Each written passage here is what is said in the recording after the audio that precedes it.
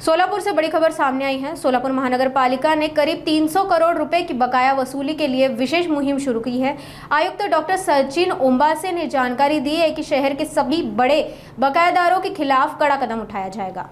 मनपा ने स्पष्ट किया है कि जिन बकायादारों की बकाया राशि 2 लाख से 10 लाख रुपए के बीच है, उनकी मालमत्ता जब्त की जाएगी। इस कार्रवाई से पहले 12 जून तक की अंतिम मोहलत दी गई है ताकि संबंधित नागरिक समय रहते कर भर सके। अगर निर्धारित समय तक कर नहीं भरा गया तो सोलापुर मनपा सख्त कार्रवाई करते हुए जब्ती की प्रक्रिया शुरू करेगी। ये कदम सोलापुर के कर संकलन को सशक्त बनाने और शहर के विकास कार्यों में अड़चनें दूर करने के लिए उठाया गया है। मला वाटतं की गेल्या वर्षापासून आपण एक टॅक्सची रिकव्हरीची बाबत एक आपली जी योजना होती जो 50% आणि मागच्या वर्षी मला वाटतं 100%चं सुद्धा आपण जे शास्ती त्याला सूट दिली होती आणि नागरिकांना आवाहन केलं होतं की जास्तीत जास्त जवळजवळ आपल्याकडे 200-300 कोटीची थकबाकी आहे जी प्रॉपर्टी टॅक्स जी आपली मालमत्ता कर आहे।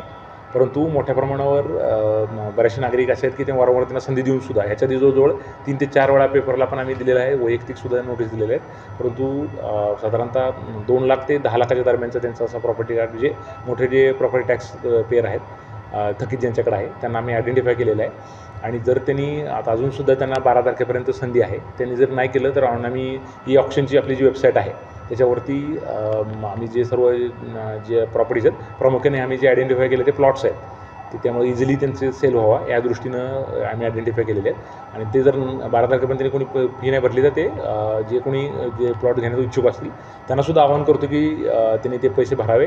आम्ही ते प्लॉट्स ते सेल होईल, त्याची विक्री होईल आणि रजिस्टर्ड प्रॉपर आपण ते पैसे भरल्यानंतर जे कोणी खरेदी करतील लिलावामध्ये हायेस्ट बोली लावून जे किमान आम्ही एक दर ठरवून दिलेला आहे त्या दराच्या वरती भरल्यानंतर जो हायस्ट बोली देईल त्याला आम्ही रजिस्ट्री कार्यालयामध्ये प्रॉपर आमच्याकडून ते त्याला सेल सर्टिफिकेट दिलं जातं, त्याच्या आधारे त्यांच्या नावानं प्रॉपर्टीसुद्धा त्यांच्या नावानं केली। हे ॲक्च्युली जवळजवळ माझ्याकडे आता जो डेटा आहे जवळजवळ 300 कोटीच्या आसपास थकीत कर आहे, त्याच्यामध्ये म्हणजे शास्तीचं पण इन्क्लुडिंग आहे। तर आम्ही हे सुरुवातीला जो घेतलेले आहे एक म्हणजे लोकांमध्ये मेसेज जावा की वेळोवेळी आपण जर कर जर भरला नाही तर आमच्याकडे ही सुद्धा पॉवर आहे की जर समजा जे एखादी प्रॉपर्टी असते ते त्याचा लिलाव करण्याचा अधिकारसुद्धा असतो। हे लोकांना मेसेज देणं आहे, म्हणजे सर्व आम्ही प्रॉपर्टीचे काही याच्यामध्ये लिलाव करणार नाही, परंतु एक रेग्युलर टॅक्स पेअरनं रेग्युलरली टॅक्स भरला पाहिजे हे मेसेज देण्यासाठी आम्ही हे करत आहोत।